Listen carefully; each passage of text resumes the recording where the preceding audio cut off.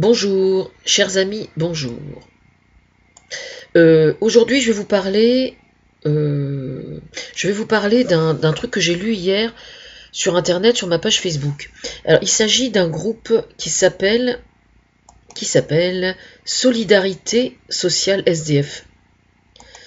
Solidarité Sociale SDF, non à la précarité. Alors, vous allez me dire, oui, bien sûr, c'est un sujet de société, tout le monde fait ça, enfin, on peut voir les choses comme ça. Alors évidemment, il y a d'une part ceux qui sont insurgés, qui vont le manifester, qui vont essayer de faire des choses, il y a des gens qui aimeraient bien faire des choses et puis qui n'ont pas les moyens, enfin, tous les cas sont respectables.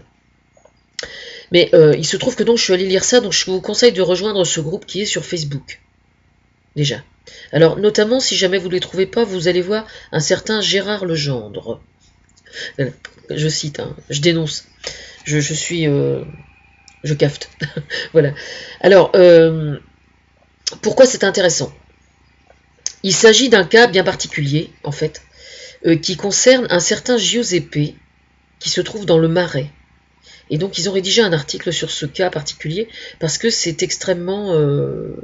comment dire? C'est extrêmement révélateur. Révélateur de quoi? Alors, ce monsieur, ce Giuseppe, est un SDF donc qui vit dans un camion. Il se trouve que le camion est garé dans le Marais. Et il est garé à proximité d'un magasin. Et alors, il se trouve que la dame qui tient le magasin est une vieille conne. On peut dire ça. On peut dire ça. Une vieille conne. Et donc, elle ne supporte pas la présence de ce monsieur à proximité de son portail. Alors bon, inutile de vous dire les réactions sur le mur, évidemment, ce qui est tout à fait normal, quand on se taille une certaine réputation, que la réputation enfle, je trouve ça tout à fait normal. Vous avez même sa photo de loin, mais suffisante pour qu'on la reconnaisse. Puis maintenant que je veux faire une vidéo sur son cas, de toute façon... mais ce qui est intéressant, si vous voulez, c'est pas uniquement le fait que cette femme soit une vieille conne. Parce que ça, des vieux cons, il y en a toujours. Il y a même des gens qui sont pas vieux et qui sont cons aussi. Il y a des jeunes cons, par exemple, hein, ça existe. Mais ce qui est intéressant, c'est, de toute façon, comme j'ai toujours l'habitude de faire, moi, en pareil cas, c'est d'extrapoler, quoi. C'est ça qui est intéressant. D'essayer de comprendre. Donc, en fait, je suppose que soyez tranquille, elle tient pas un magasin fréquenté par des gens... avec des revenus modestes, j'imagine que ça doit être un magasin assez coté socialement, quoi, si vous voyez ce que je veux dire. Enfin, moi, si vous voulez, quand j'ai lu ça, évidemment, j'étais consternée, quoi, parce que quand quelqu'un se retrouve à vivre dans un camion et qu'il se retrouve dans une situation pareille, ça doit être vraiment dur, quoi. Alors moi, ça m'a rappelé en fait une histoire que je connais, quelque chose que j'ai vécu. Enfin, j'ai jamais vécu dans un camion, hein, mais ça m'est déjà arrivé accidentellement dans Paris de passer quelques nuits. Ça a dû m'arriver 2 ou 3 fois, je crois, de passer quelques nuits dans Paris sans savoir où dormir. Bon, bref.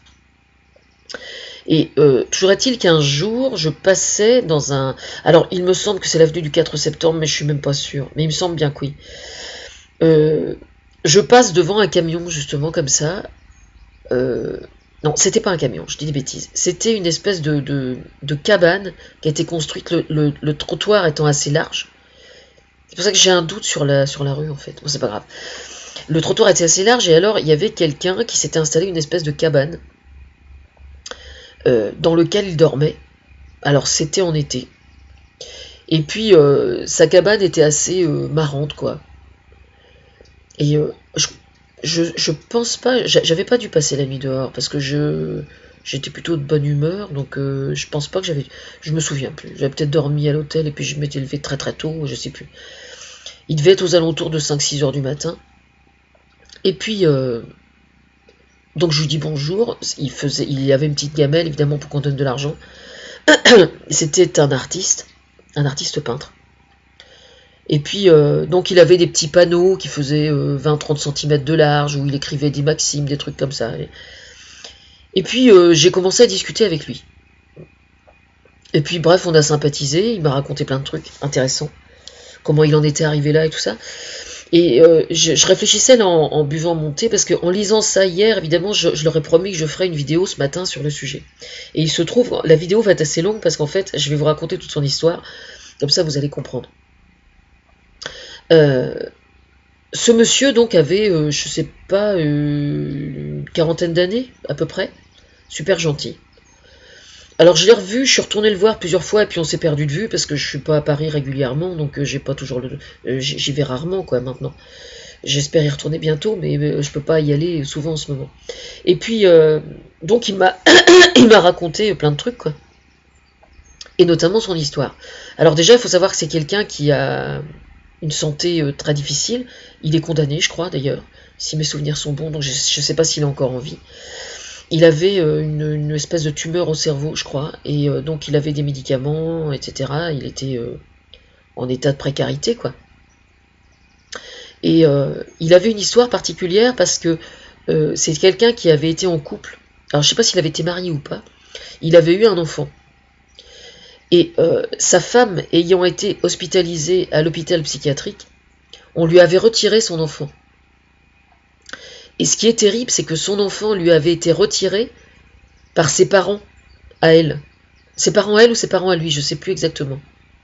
Mais ce qui était intéressant, c'est que, bon, d'une part, évidemment, moi, le fait qu'elle ait été hospitalisée à l'HP et qu'on lui ait retiré son enfant à cause de ça, ça m'avait bien évidemment touché, et pour cause, parce que moi, comme j'ai déjà été hospitalisée à l'HP, que je connais donc les conséquences qui sont complètement sous-estimées hein, par la psychiatrie, la façon dont on est perçu après, on est marqué à vie, mais ça, les psychiatres en ont absolument aucune conscience. Toujours est-il que, donc on lui a retiré, on leur a retiré le gamin, voilà. Alors elle, je sais pas du tout ce qu'elle est devenue, je sais pas du tout où elle était suivie, où elle vivait ou quoi que ce soit. Toujours est-il que le gamin, donc, a été enlevé aux parents, et ce sont les grands-parents qui l'ont élevé. Mais là où ça devient très intéressant, c'est que justement, lui qui me parlait, donc qui avait une quarantaine d'années, a subi ça quand il était enfant aussi. C'est-à-dire que quand il avait 5 ans, 6 ans, enfin je sais pas exactement, eh bien on l'a retiré à ses véritables parents et il a été élevé par ses grands-parents. C'est-à-dire que le schéma d'accuser les parents d'être irresponsables a été reproduit d'une génération sur l'autre. Alors, il faut savoir que c'est quelque chose qui se produit très très souvent, en fait. Hein. Quand il y a un problème dans une famille, il arrive souvent que la génération d'après, ou même plusieurs générations après, quelquefois, on reproduise le schéma. Alors, quelquefois, c'est complètement injustifié. Là notamment, il m'a expliqué, j'ai bien vu que le mec, il était très intelligent, enfin, c'était un mec bien, quoi, vraiment, vraiment. Bon, évidemment, quand il a appris qu'il était condamné, le fait qu'il soit au chômage et tout accumulé, je vous explique même pas dans quel état de souffrance il a pu se trouver, quoi. C'était une véritable catastrophe. Là, au moment où je discutais avec lui, il allait bien. Mais c'était vraiment... alors, évidemment, ça m'a fait penser à ça, parce que cette histoire, le monsieur s'appelle Giuseppe, et c'est dans le quartier du Marais. Voilà. Et ce qui était intéressant, c'était justement le fait que lui, ça ne se passait pas du tout comme ça autour de lui.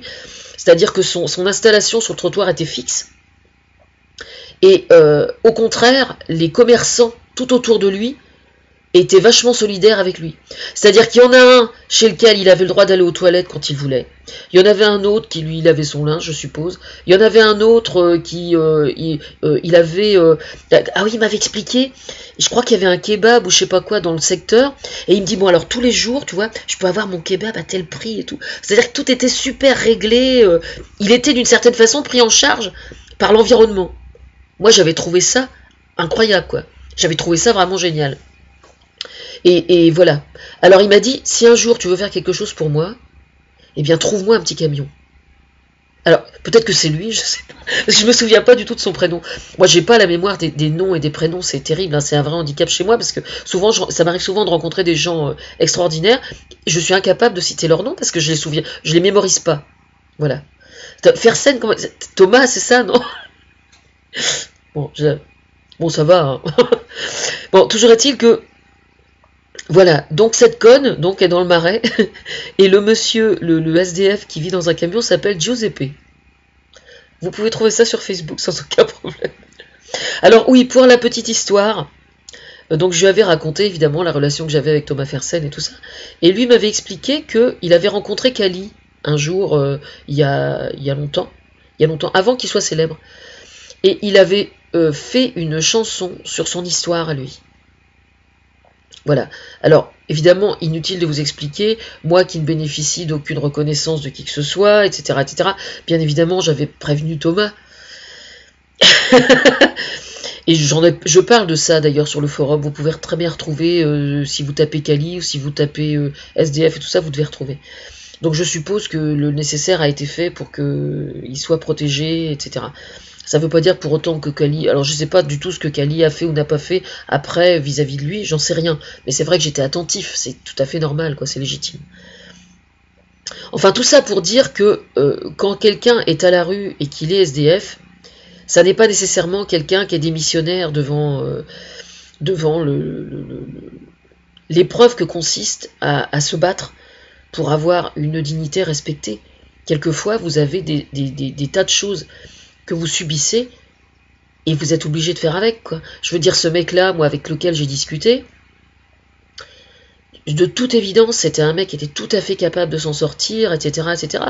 Simplement, le mec avec sa tumeur derrière le cerveau, son traitement tous les jours, on lui retire son gamin, alors que lui, il est pas coupable ni responsable de toute la merde qu'elle a sur le dos.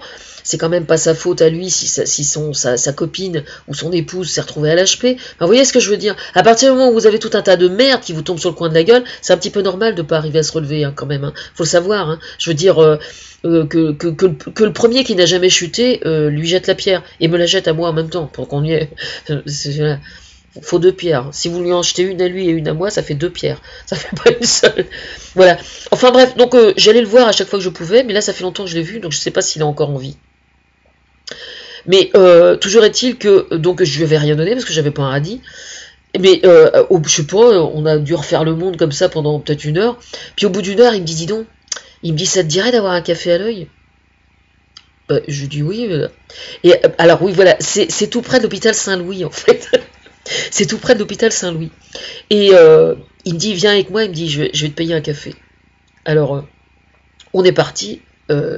J'allais dire bras dessus bras dessous, mais non, l'un à côté de l'autre. On est parti donc aux urgences de l'hôpital Saint-Louis. Et puis, enfin, il me semble que c'est l'hôpital Saint-Louis. Et puis, donc là, ils ont l'habitude de le voir. Et donc là-bas, il y a un vestiaire. Il y a de quoi s'habiller neuf et tout ça, enfin pour tous ceux qui ont besoin. Donc là, il y avait sur le siège, dans la salle d'attente, il y avait, je sais pas, une dizaine de personnes qui savaient pas où dormir. Donc il y avait des femmes, enfin, etc., qui dormaient donc assis sur une chaise parce qu'il y avait rien que ça à leur proposer. Puis il me dit bon. Alors il m'a payé un café au distributeur, donc je sais plus, il a dû payer 50 centimes un café ou un truc comme ça. Puis pendant que je buvais mon café, j'observais évidemment les femmes, parce que pour moi, dès l'instant que je vois quelque chose, j'observe, c'est ma nature, quoi. Alors lui, il est allé, parce que ce qui me terrorisait, c'est que il avait pas de chaussettes. D'ailleurs, j'ai dit à Thomas, dès que je suis rentré, que j'ai raconté à Thomas, je lui dis tu vas là-bas et tu lui apportes des chaussettes. Il fallait absolument qu'il ait des chaussettes. Et donc, oui, ça me terrifiait qu'il puisse être pieds nus dans la rue. Je supportais pas. Donc je lui dis tu te démerdes comme tu veux, il faut qu'il ait des chaussettes. Tu vas lui emporter, tu dis que c'est de ma part ou tu dis pas, mais il faut qu'il ait des chaussettes. Et donc là-bas, il était super content parce qu'il avait trouvé, il est allé prendre une douche pendant que je buvais mon café. Et puis il a récupéré des baskets neuves. Alors il était super content. Et oui, donc j'observais ces femmes-là, et je me souviens notamment d'une femme, c'était une métisse, et donc elle avait son caddie avec elle, et donc là-bas il y a douche, toilette, etc., etc., pour se faire un brin de toilette avant de repartir à la rue, quoi. Et alors je l'observais devant la glace, et alors elle se regardait, et puis elle se remettait bien les cheveux et tout ça, et elle se massait le visage et tout, et puis elle était comme ça, et c'était juste génial, quoi, de voir, d'observer cette femme. Voilà.